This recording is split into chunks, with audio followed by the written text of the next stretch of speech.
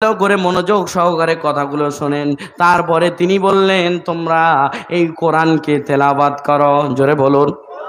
আজকে অসুবিধা যদি হয়, কোনো সমস্যা, পারিবারিক সমস্যা, সন্তান কথা শুনছে না, কোনো সমস্যা, ব্যবসার সমস্যা, এই সমস্যা যদি হয়, আমরা আল্লাহর কাছে না বলে কোনো দুনিয়াবি মোল্লা যারা যারা তাবিজ লিখে বেড়াই তাদের কাছে ছুটি আমরা। ঠিক কি না? কথা বলেন। আল্লাহর এই তাবিজ দিয়ে যদি সব হতো, আল্লাহর নবী উহুদে, খন্দকে এখানে যাওয়া লাগতো না, তিনি তাবিজ লিখতেন আর সব জয়ী হয়ে যেত। হ্যাঁ, আপনার যদি তাকদীর এই তাবিজ পরিবর্তন করতে পারতো, যে তাবিজ লিখছে সে আগে কোটিপতি হয়ে যেত। হ্যাঁ, আমি কথাটা খারাপ বললাম? কষ্ট হলো আপনার? ভাইজান, যদি তাবিজ নিজেকে বানান, কোন তাবিজের দিকে আপনাকে আকৃষ্ট হওয়ার দরকার নাই। সেখানে গেলে আগে টাকা চাইবে, বলে দাও 10,000 ফেলো, একটা জিনিস করে দিচ্ছি, যাও এটা করবে। আবার 6 মাস পরে, কি ব্যাপার, এটা হলো না কেন? বলে তুমি এইটা ভুল করেছো। বলে হ্যাঁ আমি এটা করেছিলাম। বলে এটা করো, ফের 10,000 ফেলো, আবার লিখে দিচ্ছি, আবার যাও। এভাবে চলতেই থাকবে, আপনার সমস্যার সমাধান আসবে না। আসবে? মুজাদ্দিদ জামান কি করলেন দেখেন। তিনি বলছেন, তোমার সন্তান বিপদে আছে, কোনো কোন শয়তানি কোনো কুদৃষ্টি লেগেছে, ঠিক আছে, এটা লাগতে পারে, যুগে যুগে হয়ে এসেছে, তবে নবী যে শিক্ষা দিয়ে গেছেন, মুজাদ্দিদ জামান সেই শিক্ষা দিয়ে গেছেন। জোরে বলুন। আল্লাহর নবী ঝাড়ফুঁক করতেন।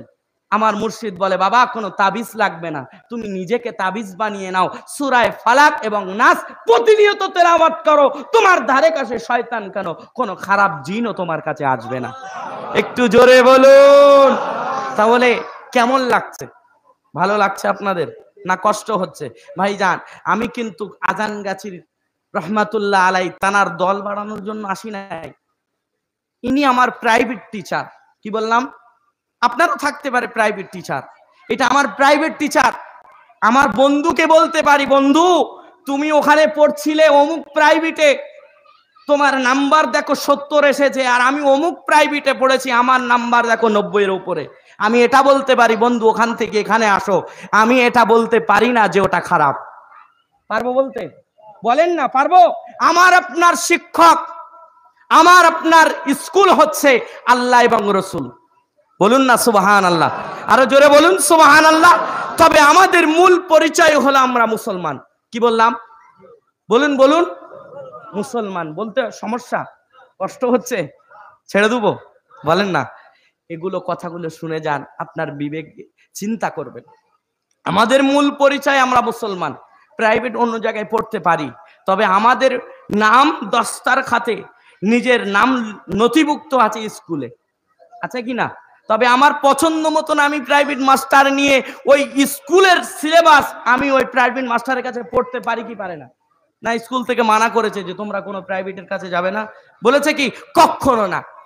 যে ব্যক্তি স্কুলের সিলেবাস মেনে আপনাকে পড়াবে, আপনি তার কাছে যেতে পারেন। যে ব্যক্তি কোরআন হাদিস থেকে বলবে, আপনি তার কাছে যেতে পারেন। কথা বুঝতে পেরেছে আমার? বুঝতে পারছেন আপনারা? ও দুনিয়ার মানুষ, একটু চিন্তা করেন। তবে আমার আপনার পরিচয় মুসলমান। আমি আপনি যত বড় ডাক্তার, আমি আপনি, এইটা ভালো করে বুঝবেন, আমি আপনি কিন্তু পিতার সন্তান, অমুকের সন্তান, পিতার নাম আছে, পরিচয় কিন্তু অমুকের সন্তান। তবে আমি ডাক্তার ব্যারিস্টার যাই হই না কেন, যদি কেউ জিজ্ঞাসা করে তোমার পরিচয় কি, তুমি কি নিজে বলবে যে আমি ডাক্তার, আমি ব্যারিস্টার? না, আমার পরিচয় মূলত হলো আমি অমুকের বেটা অমুক। ঠিক না? আমাদের মূল পরিচয়, আমাদের যদি কেউ জিজ্ঞাসা করে তোমার পরিচয় কি, আমরা বলবো অন্য কোনো কিছু নয়, আমরা বলবো আমরা হলাম মুসলিম এবং আখিরি নবীর উম্মত। জোরে বলুন সুবহানাল্লাহ। সেই জন্য আমি আপনাকে বোঝাতে এটাই চাইছি, আপনি যদি এটা বুঝতে পারেন তাহলে আপনার সমস্ত কিছু বোঝা হয়ে যাবে। যে প্রাইভেট টিচার থাকতে পারে, সকলের প্রাইভেট, তবে মেন শিক্ষক মুহাম্মদুর রাসূলুল্লাহ, তানার সূত্র একটা আছে। এই সূত্র মেনে কোন শিক্ষক যদি পড়ায় তাহলে আপনি তার কাছে যেতে পারবেন। আর কোন শিক্ষকের ছাত্র যদি ভালো রেজাল্ট করে, আপনি ওই শিক্ষকের কাছে যদি পড়েন, আপনি আপনার বন্ধুকে আহ্বান করতে পারেন যে বন্ধু তুমি ওখানে পড়ছিলে, তোমার রেজাল্টেই, আমি এখানে পড়ছিলাম, আমার রেজাল্টেই, তুমি এখানে আসো। তবে এটা বলা যাবে না যে ওই প্রাইভেটের মাস্টার খারাপ, বলা যাবে? আমি আপনি বলতে পারবো কখনো ফুরফুরার দাদা হুজুর আবু বকর সিদ্দিক রহমাতুল্লাহ আলাইহি তিনি খারাপ? এটা আমার মুর্শিদ শেখান নাই। আমি আপনাকে অনুরোধ করব, কাউকে খারাপ বলার আগে নিজের দিকে ঝাঁকেন, নিজের দিকে দেখেন আপনি কোন খারাপিতে আছেন, নিজেকে পরিবর্তন করুন। আপনি যদি নিজেকে চিনতে পারেন, অপর কারোর চেনা লাগবে না। মান আরাফা নাফসাহু ফাকাদ আরাফা রাব্বাহু। আপনি নিজেকে চিনুন, আপনি রবকে চিনতে পারবেন। জোরে বলুন ও দুনিয়ার মানুষ।